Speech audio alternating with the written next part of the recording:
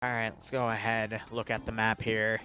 So it's going to be off the airfield, actually. It's going to be in the auxiliary areas next to the airfield. So the little radar position, which is here, the small military base, and then a little fortified position of its own at this T intersection where the bus stop normally is. OPFOR, meanwhile, just spawning on the southern side of La Trinité.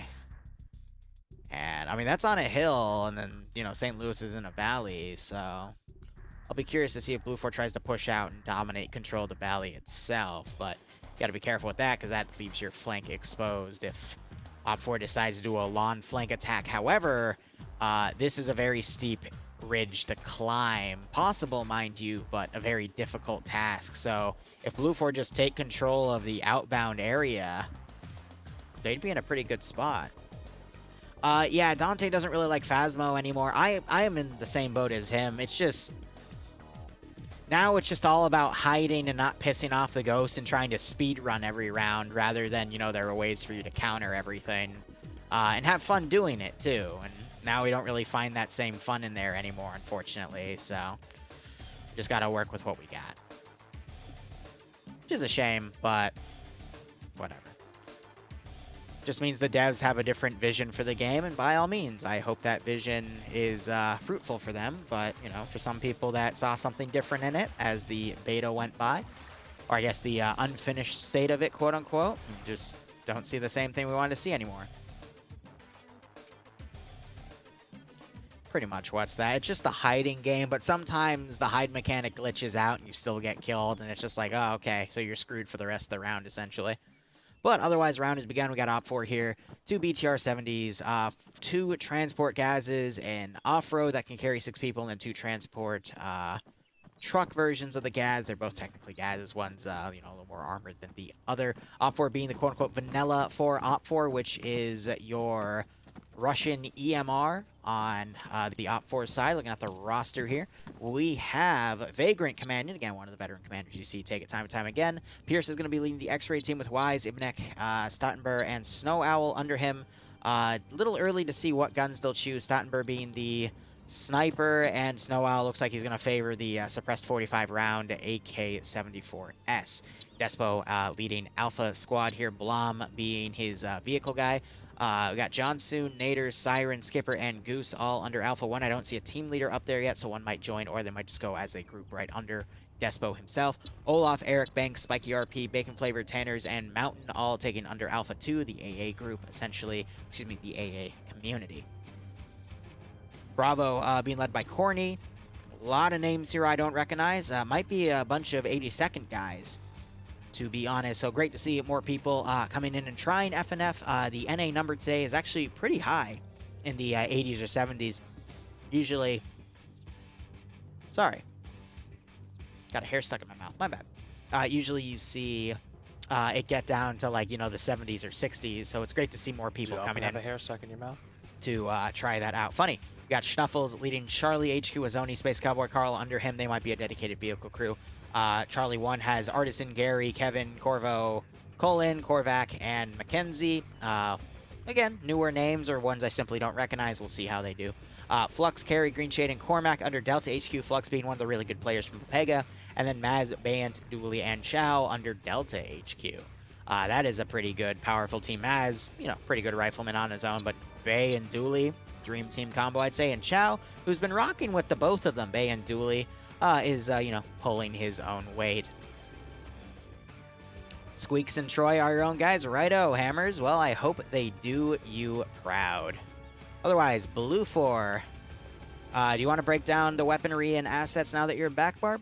Absolutely. So, go ahead. BLUFOR are going to be Woodland, Marpats, and Marines. Actually kind of interesting that they're wearing Woodland on Malden, which is a very kind of arid Mediterranean island. So let's see how that comes into effect and how that plays out. But they're going to be rocking the same old 5.56 rifles, M4s, M16s, and the like. We do have Sholand and Wells here. It looks like with some kind of static weapon. They got 2 different bags on their back.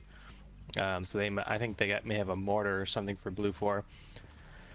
Otherwise, yeah, most of the M4s and M16s, we see some M249s, some 240 Bravos. A BLUFOR vanilla. AT is going to be an M72 Law. Plexinium, thanks to a tier 1 sub. Hope Yeah, you no, enjoy next the thing too long. operations. Hope you get a nice kick out Or of the scenario. a Platts, Carl here you Gustav, go. which is in the hands of probably Iander. I'd be surprised if Iander's still awake. But no, you're right. It is in Iander's hands. Yeah, see? All right. As for BLUFOR do have a assets, mortar today we have one this round. MRZR little buggy, which can fit, I believe, 4 people, and it can go very fast off roads. You can now fit, I think, 2 or 3 more people in the back of it itself. Oh, nice. And a little cargo slot, so. Yeah. Nice. They also have one of the up-armored Humvees with a 50 cal turret and a very well-shielded turret. See that very thick ballistic glass and extra armor plating. May come in handy. They also have a AH-6 Little Bird, actually an MH-6, because this has the little side, not skirts, but whatever, well, platforms for people to ride on. Yeah, so they can fit 3 people on each side and then 1 person in the center. It's the SOCOM RHS Little Bird. Exactly. So we may see a nice little behind-the-lines play with that. And a few transport trucks. We also have a very intimidating formation of infantry here, of Infidel, Mito, Ghoster, and the like, as they try and make a pyramid, and they are failing.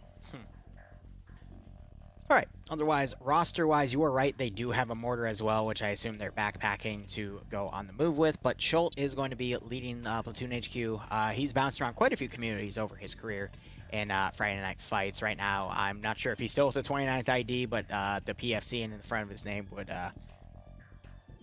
make me think that he is. Otherwise, he's got Dreek, Wells, and Scholand under him. Interesting enough, I don't see an X-Ray under him, so he wants to put everyone as a rifleman. That, in my opinion, is a very smart play to make, because X-Ray isn't always utilized in a direct fight, so it might be better off for you to just take everyone as a direct squad of infantry instead, so you don't have anyone trying to sulk behind enemy lines. Instead, keep everyone defensive as a standard rifle squad. So let's see if that helps him out today. But otherwise, Anderson leading Alpha 1, the 29th ID guys, all under that group, as well as Alpha 2. Iander, Infidel, Gavin, Whiplash, Falcon, Nas, Scandi Recon players with Whiplash being an SOG dev. Under Bravo 1, Bravo 2 has Night Owl leading, a lot of names we know, Ghoster, Mito, Patriot, Indigo Fox, Loki, and Lurch. Nielsen leading Charlie HQ, and I believe these are the second MRV guys under Charlie 1 and Charlie 2 has the 29th ID guys, and I don't know where Salbin's from. Then you got Nemesis by himself under Bravo HQ, which makes sense because he's going to be leading the Bravo elements since he is a Scanner Recon member. And then Logan is going to solo fly the Little Bird. Him in his own means he's not going to have a co-pilot doing recon work with that camera. And instead, I guess he's just going to scout using his Mark 1 eyeballs. How'd I get into Zeus? And I watched Luton 09 do it and thought I could do better, so I joined his community and ended up doing better. The helicopter. That was back in 2016. View, but that little camera on the front is 10 times as powerful as the Mark 1 eyeball. It's a much longer story, but that's the TLDR. But yeah, decent enough assets here to defend with. We'll just see how they utilize them. And yeah, I absolutely agree with. It's not something I would do, but I agree with the theory that you put forward about not using X-ray in this scenario, especially on a defensive side like this. The recon guys are gonna be, you know, if you're lucky, they'll spot the advance, maybe get a few pot shots off, and then they'll have to reposition. And that job can be done both better and more quickly with the Little Bird. Now, I say that, but like you said, you know, they're not putting someone in there. Well, we don't know yet, to be fair, but if they don't put someone in the passenger seat to use that nose camera, then it's going to be a lot less effective.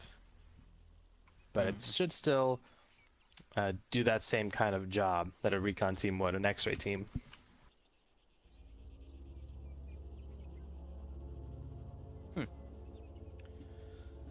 Otherwise, I'm just, sorry, go ahead. I was just going to say, Bravo's moving up to Sector 2 already. They're going to start getting dug in, and we should start seeing... We covered OPFOR first, now we're doing BLUFOR, so... They're all fairly close. BLUFOR's the defending faction first, if they try and defend all 3, but usually we do see at least one be kind of sacrificed. And if I had to choose one, it would probably be Sector 1.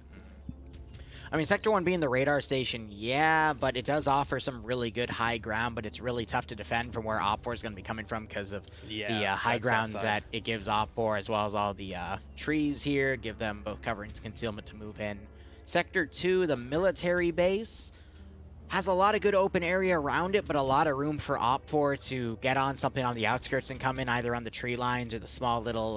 it's not really a town. This is more like an urban training center, to be honest, with the few buildings that are here, as well as all the military vehicles in that buildup, which would make sense because it's next to a military base. And then all the open area just all around it could be easily locked down. There is that 2-story barracks building here that allows them to, you know, try to see above certain elevation, certain aspects of the AO, so it helps them lock down the southwest to west. But looking north or east with it, it's really tough because all of the trees are just kind of blocking the view of that spot. But I'd argue the best AO is probably where we already see BLUFOR deploying forces at, in Sector 2. Just a lot of open area around. There's the battle tower right here that can be utilized to lock everything down. The one weakness with that tower, though, is a few AT shots, and it will come down.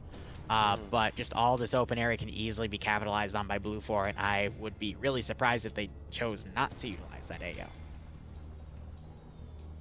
Plus the fact that the map border is directly to their north, it only leaves a few hundred meters of room. Not even, it's like 50 meters. Am I reading this map wrong? From Sector 2 to the north, yeah, no, so it's about 200. Yeah, that's why. It's because the line was right on the blue, so my head was getting confused and thinking that was 100 by 100 meters squared. But instead it's 2. But still, I could see BLUFOR just making a pretty nice extended perimeter around this sector, and because a lot of it's still in their zone, they can build fortifications around it, which you're already seeing some green HESCOs being deployed around to lock down those areas. If anything, I'd actually do the radar station and Sector 2, but have forces be really quick to pull out of the radar station once things start up. I'd probably have a co-pilot with the Little Bird as well to utilize that camera, which we actually do see a co-pilot getting in. Ground Command is going to be taking that, so that's a great call. That's why he doesn't want to have a recon element, because he is the recon element with that really powerful camera. So I am the ultimate snowflake. Not only am I command, so you have to do what I tell you to, but I'm also going to be recon. But otherwise, OPFOR have mounted up in one of their BTRs. They mounted up in the one off-road they had. They've mounted only one guy in the Gaz transport truck, and they're getting everyone else in all the other vehicles, but looks like they're going to bringing all the vehicles in for this one and doing some sort of large ground convoy. However, BLUFOR is poising itself to launch some of its own vehicles early on. We see the M2 Humvee taking the southwestern corner of BLUFOR spawn, ready to go out and potentially intercept OPFOR forces coming in. I honestly think if that Humvee were to get on the ridge and watch for OPFOR to come down either side, it could then go down, intercept, and hopefully get some early kills with that M2. Sorry, go ahead. Not at all. We also have on the northwestern side Scandia. They are loading back up into their transport truck. It looks like they're going to be doing the same, moving either down this main road that heads south, or they're going to head west, maybe set up camp inside this abandoned military outpost. What's that? 5 years ago was literally like defensive points in here, in between a fourth and fifth of my life. So yeah, it's pretty stuff like that. That's pretty significant for me. The fact that I've been doing this for a big chunk of my life, when you put it in retrospect, go along this way and act as an early warning to anything coming towards Sector 2. More so a third to a fourth of my life that I can actually remember. About 2.5 minutes left to go now. Can we check Falcon? All right. Don is asking me to look at Falcon. Falcon would be on BLUFOR, if I recall correctly. Yes, he is. He is on top of the battle tower. And it appears that he wants to take flight. Is he? Yes, the Falcon spreading his wings. And he just... Okay. Congratulations. You have another 2 minutes to do that before it actually kills you. Apparently he found a thing. All right, what is this thing? He found a thing. I believe in Falcon. If it's the fact that he can stand on top of that, then yes, you are always able to do that. Yeah. No, I think I think what he's trying to do is he's trying to drop off the ledge and then hop in the window, the story below. You see that kind of open Yeah. window below on the other You side? know, it'd be really funny if the round started as he fell and he killed himself within the first like 2 seconds of the round. I would laugh my butt off. You got 90 seconds. I think he is trying to Spider-Man it though. No, he is. I see exactly what he's trying to do. And nope. He's trying. He's trying. He's going trying. Come on, Falcon. Keep it up. Keep it up, buddy. Oh, he's triple time again. Now he's serious. All right. Yep. Falcon is showing off, but you know what? That's okay. Yeah, well, it's not showing off because it's not working. He's showboating more than showing off. 45 seconds. And he fell. Oh, he saved himself. He fixed himself. Yeah, you know, he saved himself. Okay, okay. Okay, well.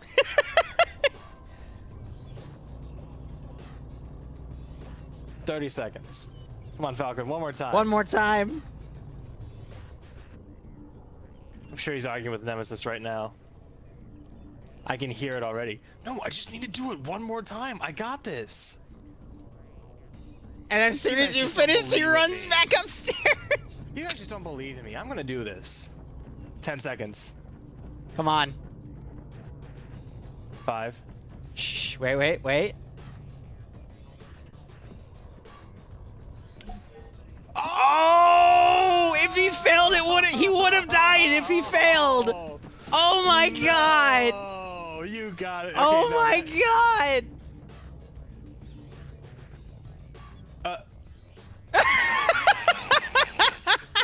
Okay, you gotta be fucking kidding me. Falcon! Not only does he make it at the most clutch moment, but then he just goes And then he does it again and falls off. He doesn't even go on the right side. He just fucking flops over. I love it. Oh my fucking god. All right, OPFOR is coming down the MSR, but they got a few side forces going. Not on an SSR. No, actually, I think they are trying to go off an SSR, but they got a little lost there. Now they're going to go off-road instead. We have the M2 Humvee. No, BLUFOR is actually going on foot here to secure the ridge. And that M2 Humvee is actually pulled all the way back to Sector 3, so they're not going to use it as a quick attack vehicle. But otherwise, Little Bird in position now to watch this OPFOR force come down. They're lagging a little bit. You can see that rubber banding. Yeah, he's picking up a little bit of speed. They want to keep a little bit of spacing if they notice this. We'll see if OPFOR, they did stop the BTR. And there's the AH-6 overhead. MH6, AH-6 would be armed. Yep. Even made it stationary. I still forgot. But that is an early spot of the convoy as they start heading up. So Alpha 1 should be prepared for some kind of vehicular combat coming up. But that main force, well, a few of them gonna head northeast. Gun's still trying to look up. So Little Bird's going to pull back now that it's seen where the main force is coming in. This poses Schult with two possible routes here. Either OPFOR is going to continue up the MSR on the left or the MSR on the right and go north. But either way, it is looking like OPFOR is going to try a direct approach here and go for Sector 1. You see now the aircraft is coming in from the northwest to then come from the west on OPFOR's position so they can confirm which angle that OPFOR is going to go for. You're starting to see OPFOR deploying some of its troops right now, but a lot of forces are also sticking up to that MSR to head northwest.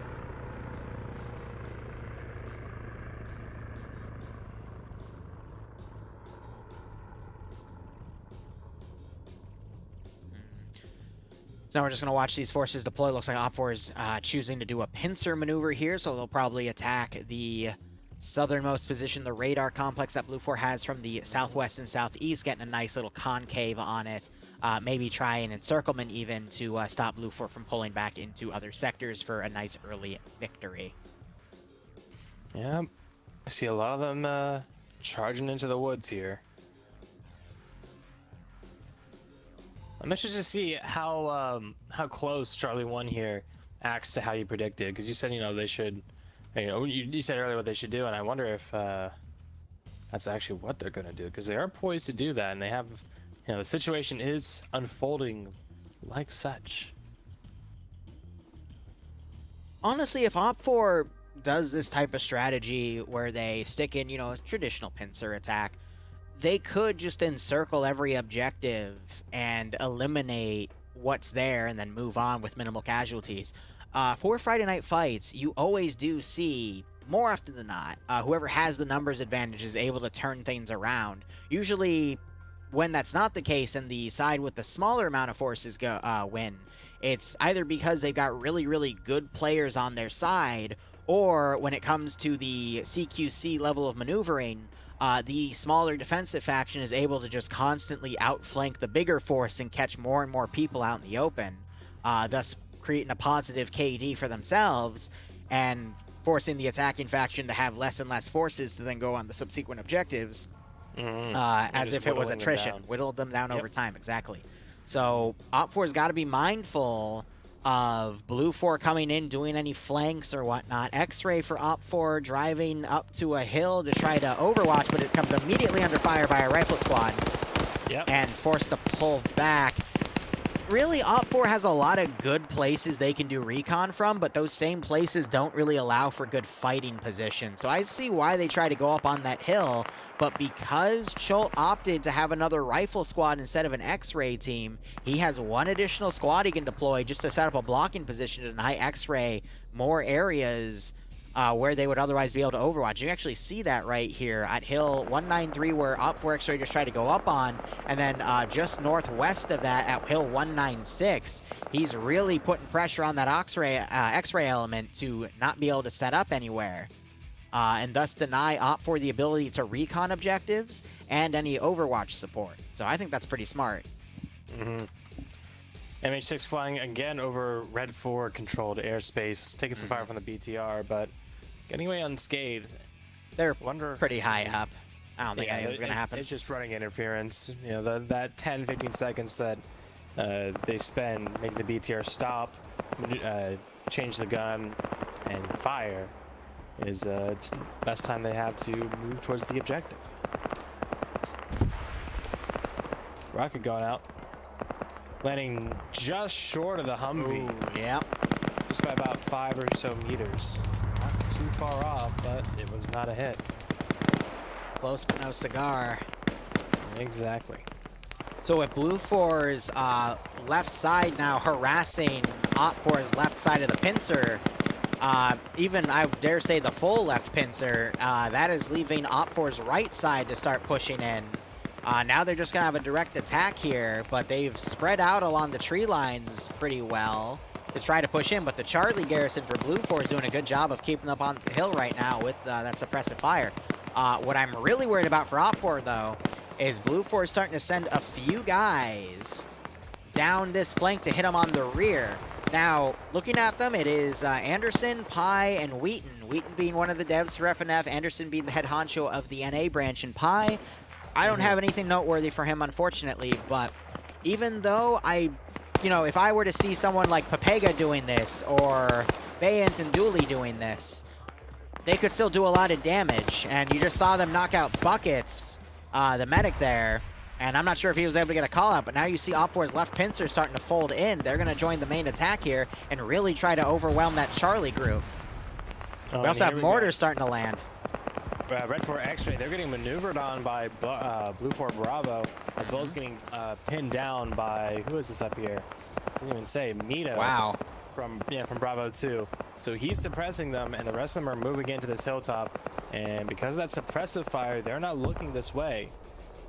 I'm sure Bravo 2 are going to hold fire until they get really close. Yeah, here we go. Yeah, M2 Humvee just went down to AT.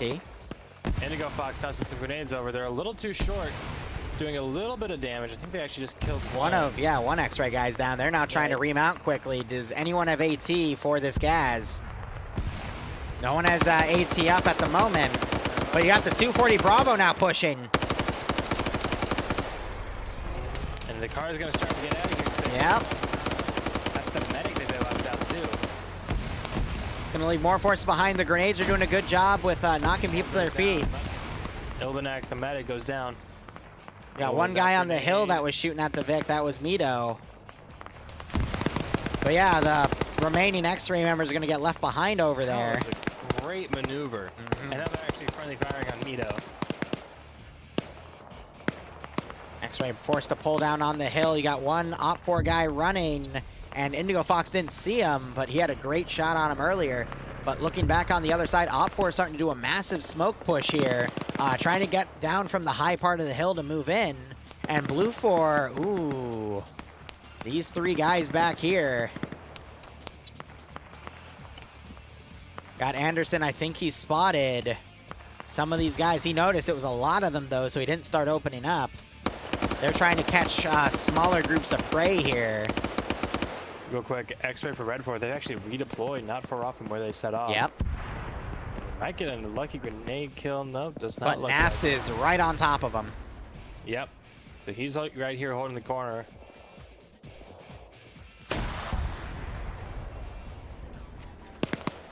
Then you just need to get out of here and completely attack this from a new position. Sunburger is still up. He's the sniper.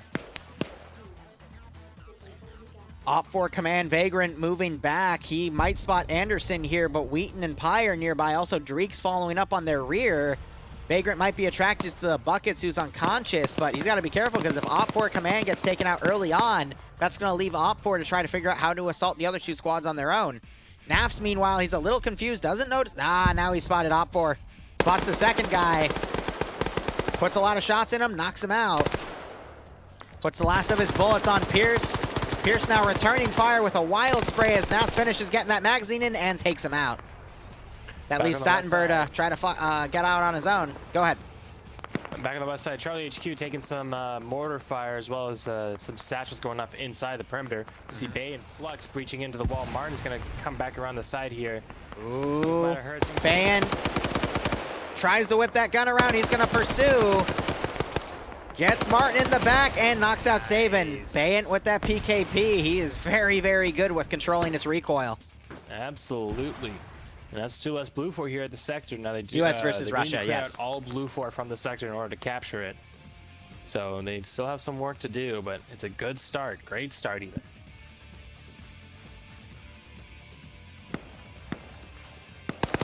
You have Alpha here. 4 people from Alpha trying to take on about 10 from Red 4 Bravo. They're gonna find out here in a second. They might have bitten off a bit more than they can chew as they all start to mobilize towards the gunfire. And Vagrant's on the rear. He could push up. Anderson sees the numbers and decides to toss a grenade instead of shooting. It's a good Very call. Smart. And that's 2. Not really effective nades. Yeah, Saves Anderson was able to bait them out, causing them to run. Grenade right next to him. Knocks a few of them to their feet, knocks another guy unconscious. These 4 BLUFOR are still up. They've been knocking out multiple OPFOR here. This is a great shock play by BLUFOR. Beautiful example of small teams work. You use the grenades to magnify your potential, magnify your firepower. Do you see the guy unconscious on the rock? He's still standing. Nice. Have you zoomed in and looked at his legs yet? Ooh. I think he's got a bit more of a problem than that. Ooh. I'm about to watch BLUFOR KO him. Ooh. They're not even looking. That's rough. That's rough, buddy. Yeah. Do you hate it when you go unconscious from your legs, man? Ah. Anderson actually got a 180 on one of Red 4 leadership who tried to come up behind him. Yep. Could not secure the kill, and so Anderson did the work for him. I love how no one's looked up here and shot this OPFOR guy yet. No, maybe it's only on our screen. No, if we're both seeing it, then they should all be able to see it, you know? That is true. That is true. Mr. S legs here. As they start to work down here, yeah, that Red See, he 4 looks fine from this angle, but oh yeah, honestly, Red 4 lost this. I think already. And this is. Oh my gosh! Look at Kin here. He's about to get walked up on by the 249. He didn't see Wheaton's barrel sticking out. Oof. I cannot. That's what I was saying earlier. Just because they're not the best players I've seen in FNF doesn't mean they can't do an amazing action. And that was a pretty good action. There were like 10 or 12 guys on OPFOR there. They're now down to 6, and they're completely running in a different direction here. I don't know what they're planning. Exactly. And Drake is over here hiding in a corner. He's the only BLUFOR that is keeping this sector alive. At least for them. Writing that one down. That's going to burn more time and more energy for Red 4. Look at PKP guy now. He's got a little bit of an issue here. He's holding himself up with his PKP, I think. 1 second. Maz might secure the zone for his team. Yes, he does. Wins the fight versus the 249. Yeah, that's because Nielsen pulled out of that sector. We got BLUFOR sending up some reinforcements here. Here an artillery shell coming in. It's a little short though, unfortunately. OPFOR, meanwhile, they sent a massive force over to Sector 3. You only have Cool Breeze camping a corner there. But OPFOR, even though they have been losing a lot of the smaller skirmishes, they've been really good on the maneuver element. So if they're able to eliminate Cool Breeze, they might be able to rush in and take Sector 2 as BLUFOR is constantly trying to redeploy. They swarm over that eastern side. Not long before we can cross the road and check out these last couple buildings over here. Yeah, that BTR opening fire on the battle tower. That's Falcon. Great grenade throw on Bridges. Still up there, yep. Knocked out. So they're getting suppressed by a 14.5mm heavy machine gun. And that baby can punch through those metal walls like tin cans. Look at where Nielsen is. This building has 3 different bodies in it. 2 OPFOR, 1 BLUFOR. What a fight. Did you see that? No, I don't think so. And I killed an enemy. Nice. And then took the sector. Oh, that part, yeah. I did catch that part. That was the first time in like 8 months. Naz is here with us now. I'm so disappointed. Oh, satchel charge going off. Not destroying the building, but Cool Breeze will continue. Yeah, the to research hide. buildings don't explode. They don't have a destroyed texture. But Oh, yeah. yeah, he is camping the corner of that. I think he might have forgotten about that and was banking on the building, taking out more than a couple people. I think it might have been a friendly nade coming in. I don't think he did any damage though. That 4-man BLUFOR group still on the rear of Sector 1 on the southern side trying to move in. And we already see OPFOR mobilizing troops to head over to the final sector. Yep, here comes Eric and John soon. As they open up the one door. No. Oh, Cool Breeze. He's guns down. And Why it were still you took him guns like 20 down? bullets. It still took him like 20 bullets to kill him. Bruh. I don't need to shoot. I've already won. So, is Okay. BLUFOR on the take or something? Because this is now 2 games in a row that they've thrown.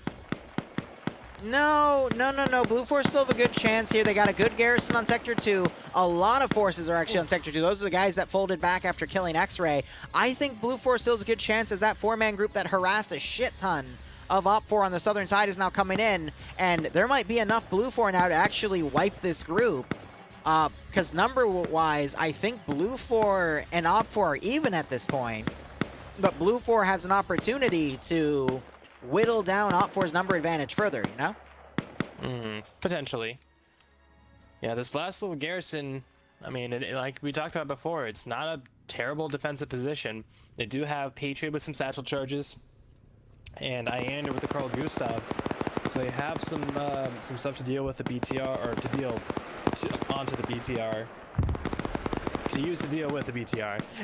And anything that tries to roll up and thunder on them. But it's still going to be a tall order, I think. Ooh, yeah, those mortars. So it's a 33 OPFOR, 23 BLUFOR, by the way. Yeah, that's a lot. Their advantage. Alpha 1, AT. I think that was Anderson. Picked up, yeah, he picked up a tube and hit Space Cowboy Carl's BTR. He is still alive. Gunner is suppressing Sergeant Pie, knocks him out. Nice. Yeah, no engine or cook-off smoke, but all the wheels are shot. OPFOR trying to remobilize here. I was watching Dreek putting some GLs on Cormac and Carey. Cormac not turning around, trying to get a kill on Dreek. Nielsen trying to fire down from the top of the hill. Really, so BLUFOR's got the high ground now in this firefight, but they just lost a good chunk of their numbers over the past minute. Wheaton gets a kill on Curie. Saw that. Nielsen's getting some kills. The guy's trying to load up in the gas Tiga. Does he have a GL? He does have a GL. that could disable the engine if he gets a good hit, but he's gonna opt to reload his rifle, I think. Maybe even pull off entirely. Yeah, because here comes Cormac.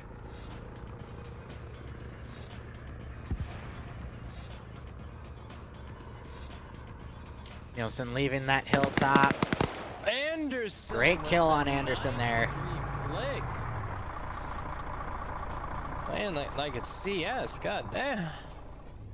Got a few BLUFOR guys on the far northeastern corner harassing the BTR push. Sholen's over here, doesn't have any AT though. Wells, I don't think has any AT either, but he does have the mortar. So but this is where he's OPFOR's been about to go firing really from. mobile, so I'm not sure if it's going to be of any more use. Well, that depends on if Sholen draws them towards his position, towards Wells, that is. As long as they kind of stay a little bit under the radar, as it were, they should be fine. Speaking of radar, here comes the MH6 again, doing a very low. What the? Very low, actually. A little too low, in fact. And there goes command and recon, all in one. So who do you think is gonna claim credit for that? Do you think the BTR? Do you think one of the riflemen? Like, Actually, I think Mountain is, but we gotta really give credit where credit's due. The OPFOR Trey or Sergeant Tree, just you saw the little bird like do the thing where the tail got hit and its physics I'm sorry, Logan actually woke back up only for Mountain to put 2 bullets in the back of his brain. and there goes Chult. Oh man. Okay, so Mountain really does get the credit for killing command. Brilliant play by OPFOR there for using a tree to make the MH6 not only like flip itself, but you flip saw itself that. before it realized that physics-wise it should have been destroyed, and then No, blowing they it up just like a jammed the second or two later. technology, That's all. Jam the technology. Yep. Yeah, Okay. Yeah, they jammed the rotor blades with fucking tree branches. Aye, aye, aye. Mind control. Yes, the tree mind controlled the pilot to fly too low. You know how the birds aren't dear. real? It's 'cause Yep. the trees aren't either. Venus When have you ever flytrap seen anyone races. plant a tree?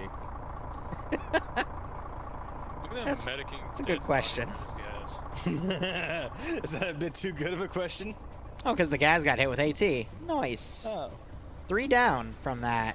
No, Oh. 3 dead. Four of them. Yeah, because, oh yeah, he's like under the car. Yep, I saw the 4th gun. I'm like, why is that there? Oh yeah, no, it's because they're all dead. Jeez. And of course, they're going to try and medic dead bodies. Gotta check if you can drag or carry the body. If you can't, he's dead. Or if he looks like a human pretzel, he's probably dead. Shout out to OPFOR Bravo, who's been in the back line the entire time. Yeah, right? Yeah, they're back. They got ambushed by like 4 BLUFOR guys who are now the remnants of Alpha HQ pushing these guys, but they're just so lost. And I think OPFOR is now getting separated to the point BLUFOR might win. This is really close. This could still go either way.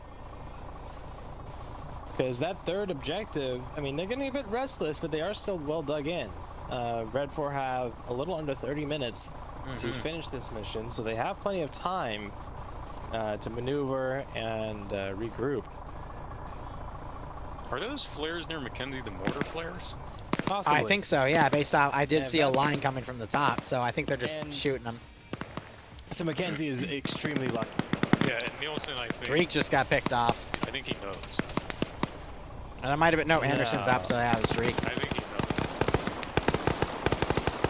knows. Wheaton blindly firing because Korvac hit him from above the ridge.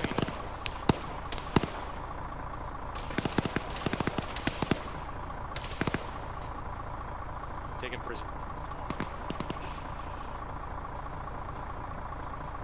Became God's prisoner.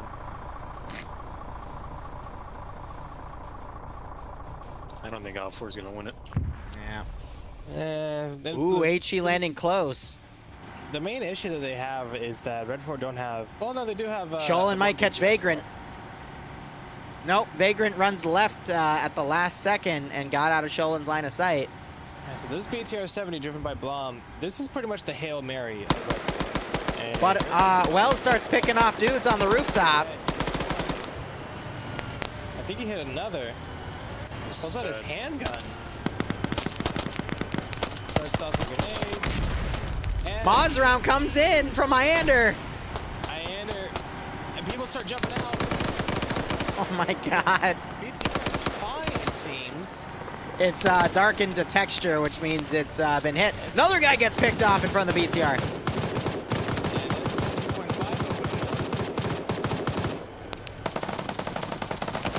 There goes another rocket. It's over. Just over Charlie by a hair. sending it. Yeah, so that was a great distraction, but it has been spotted. I think that's Night Owl up there. Yep. Another rocket going in. It's just And that takes out the BTR. Yeah, I think that's going to be the nail in the coffin. It's quarterback. Look at Johnson. I think changes his mind.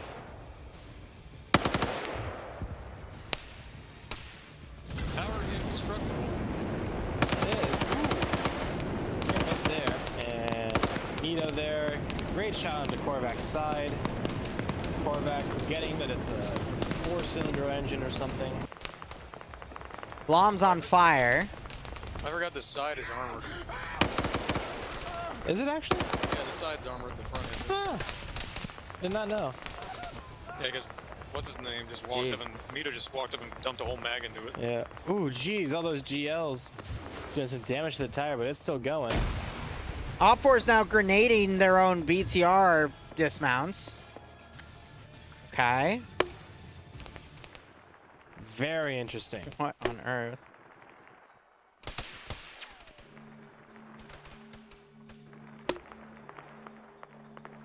So yeah, that BTR was OPFOR's last chance, and now they are stuck essentially in a desert. You know, people have been talking about the Sahara DLC. Wait, Patriot's delivering him a truck right now, I think. Oh my god. Yeah, he actually kind of is. If he goes further over that berm, he's gonna give it to him. No, he's gonna stop here. I mean, it's still a He give. wants to give him a chance. But OPFOR have all this open territory to cover, and they don't have enough smoke grenades for it, to be perfectly honest. No. And Patriot actually does not have a magazine in his gun. I think he's LARPing as a reporter. Oh, no, he's...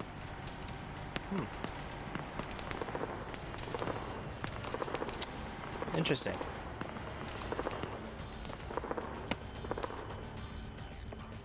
Wait, a final Hail Mary. It's X-Ray and Bravo. The third Hail Mary today. Ooh, they're coming in quick. That's 8 of them in that. This Alpha could one's do gonna something. Oh, don't stop Oh. here. Tokyo Drift, What? nice. Okay. They're... Oh, no. That's open. 6 get out. Anderson completely oblivious to the entire squad that dismounted behind him. Well, how would he know? No one engine. looks both ways anymore. And the engine... The, the gas car engines are actually relatively quiet. You can only hear them like about 150 meters away tops. And Squeaks is just spotted. No? Maybe not? No, someone did. And not only has that given up the ghost, but Anderson is still alive. So he's now trying to roll away to not get hit. Nielsen firing on that group. Nielsen's And doing a Wheatl's good coming in. job. Yeah, Nielsen's got at least 4 kills this one.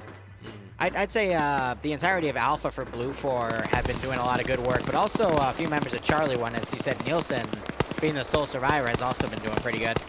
And now they're starting to pick people off because they're way too close to each other. 2 down. And they're stuck in positions of little to no cover. And as they take cover from one spot, they're fired at from another, this other spot being Anderson. So these guys are screwed. It's just a slaughter, man. And Elvenek and Stathenberger, they started taking residence in the abandoned military base. I assume one of them's the sniper. Or commander. Yes, Stattenberg is, that's why. But he's not going to have too good of an eye on this position, so...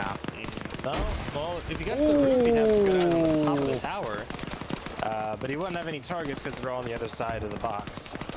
Now you got Nielsen and Anderson pushing this position as they are suppressed by Wheaton. Oh, Shadow goes airborne. Manages to catch himself before he falls. And Tomcat, officially, the last one up. Guess he's gonna come up. Shadow wakes back up though. And he's stunned. He's in disbelief. What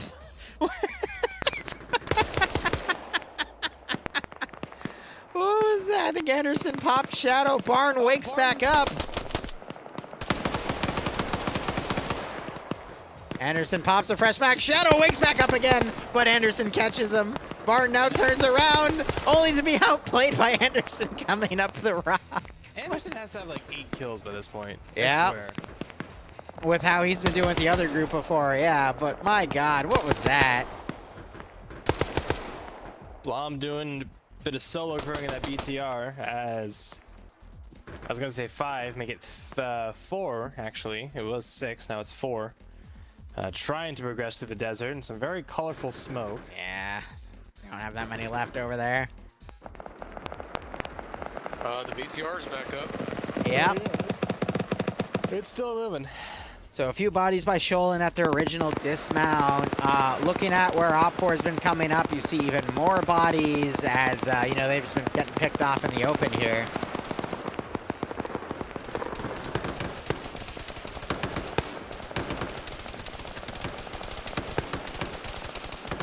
BTR is doing their best to cover, but all right, Troy bleeds out by Anderson and Nielsen. Anderson might be able to get Nielsen back up, but you got Stottenbay coming in on the rear, might try to find a way to pick off people that he can see from the opposite angle.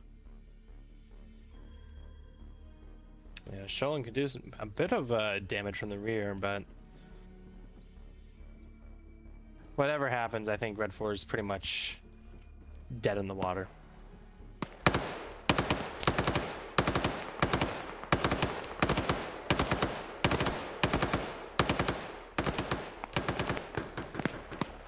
All right, realistically, we got Gary off to the side, Ilbenek and Stottenberg on the other side. Yeah, it's looking pretty grim. OPFOR doesn't have any medics back up, so if people go down, they're going to stay down. Yeah, considering the fact that it's BTRs have 14.5 millimeter anti-material machine guns and a 7.62 medium machine gun coax. To turn it over. Autocannons are part of BTR 80 Alphas or BTR 90s. Or BMP2s. Yeah, we're gonna try for one last thing. Is your boy Deadshot in this? I didn't see a Deadshot, so I don't think so, unless you're referring to someone else. No problem, Tiberius. Nafs is right there waiting for the dismounts.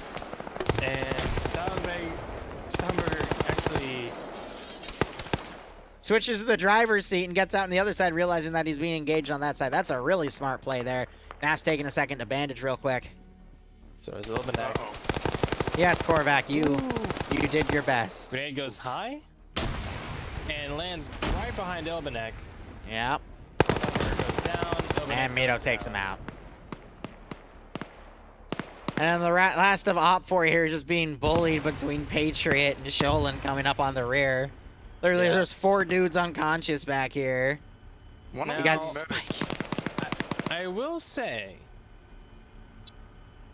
they don't have any AT.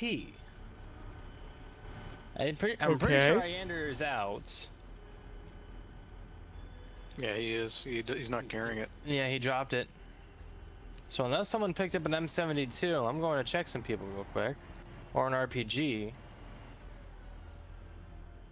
This technically isn't over yet. Wheaton has Matt. Wheaton does? 32. Yeah.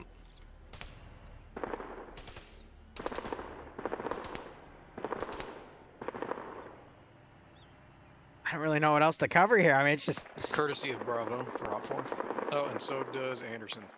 Spikey was picked off. No, Spikey's in the Vic, that's why.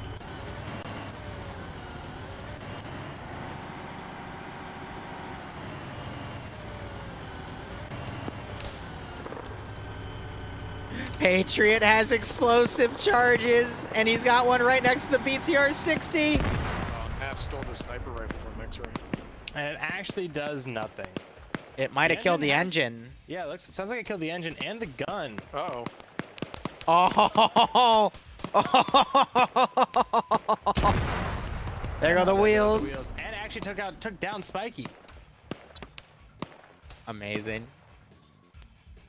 Blom is still up as the driver, but he is without any kind of power. So Gary's actually gotten up to the objective with the RPK. He's just standing out there. Oh, Blom gets out.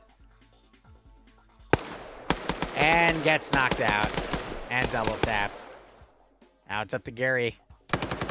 Gary. Gary. Oh, Gary. And is immediately shot